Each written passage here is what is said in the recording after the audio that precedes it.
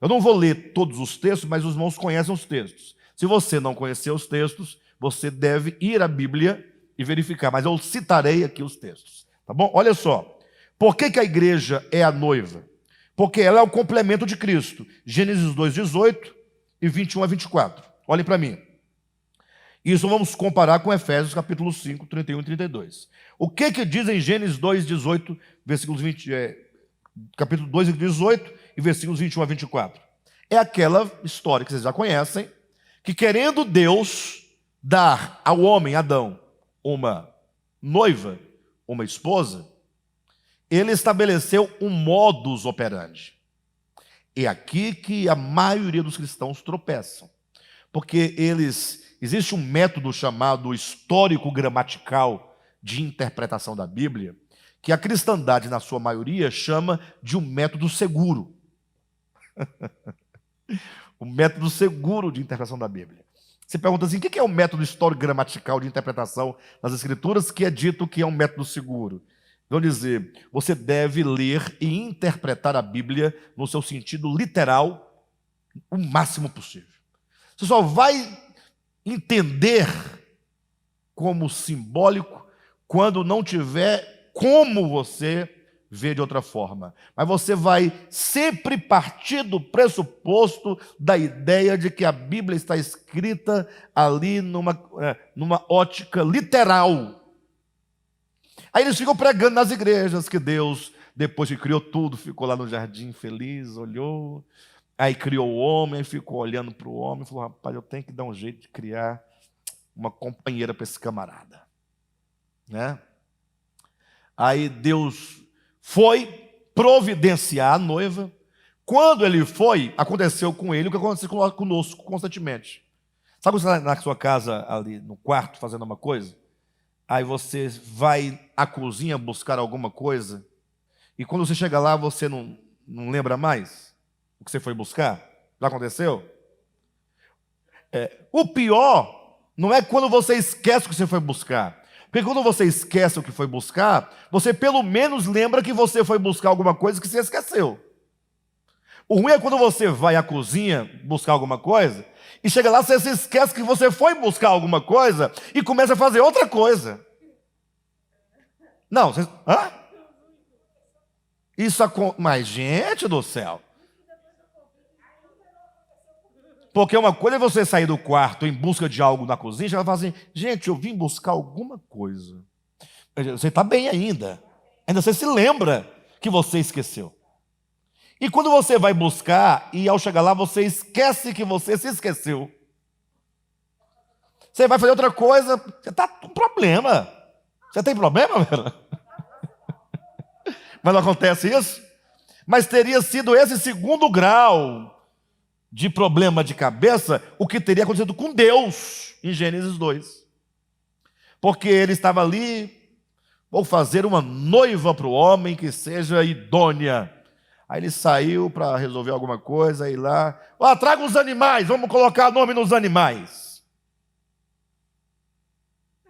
É a ordem do texto, Adão, vem cá, coloca o nome desses bichos aqui, porque eu estou vendo, está tudo sem nome. Eu quero chamar o macaco e ele não tem nome de macaco. Aí eu fico, ei, ô!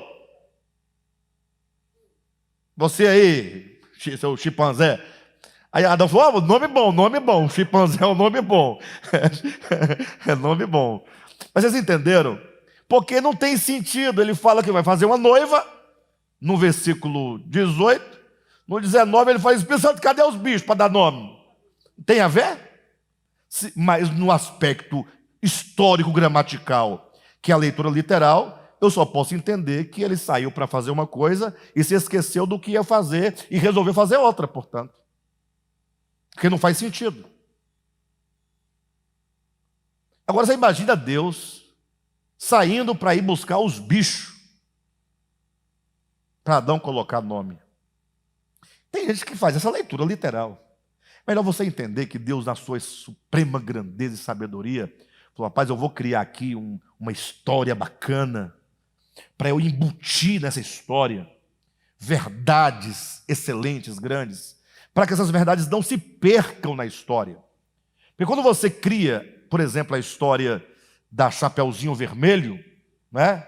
Perrault foi o primeiro a criar a ideia de Chapeuzinho Vermelho. Depois vieram os irmãos Grimm, né? E por último, Guimarães Rosa, a menina da fita verde no cabelo. Vocês têm que ler. É uma paródia da Chapeuzinho Vermelho. Bem, de todo modo, né?